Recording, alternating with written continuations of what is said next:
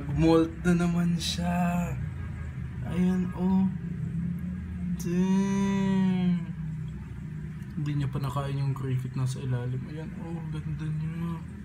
Ang ganda talaga ng kulay pag bagong molt. Ayan, nasisiksik niya siya dun. Hindi niya pa nakukain yung ano, yung cricket na nilagay ko. Wow. Kukunin natin yung ano mamaya. Pinag-moltan niya. Ayan. Sana tayo. Ooh.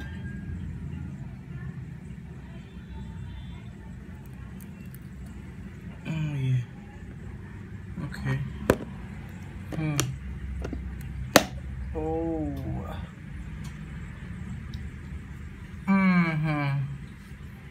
Hindi natin ma-identify ito. So sa tingin nyo sa mga expert dyan, paano ba to? Paano natin ma-identify ito?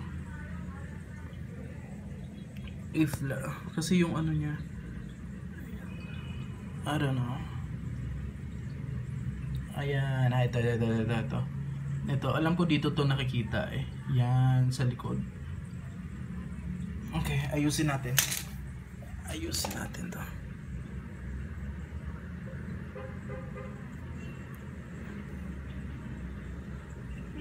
Yan, sa front ka. Ito sa ilalim. Oh, tumutunog pa. Ayan, sa mga expert dito mga ka-G, ano sa tingin nyo? Anong gender? Pa-gender naman ako kasi ako, alam nyo naman, medyo baguhan pa lang ako sa industry to. Ayan. Ayan, papakita ko yung.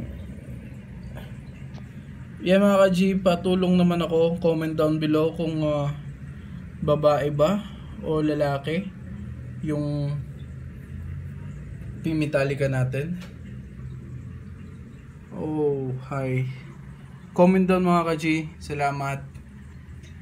Okay, short video lang to para dito. Oh yeah.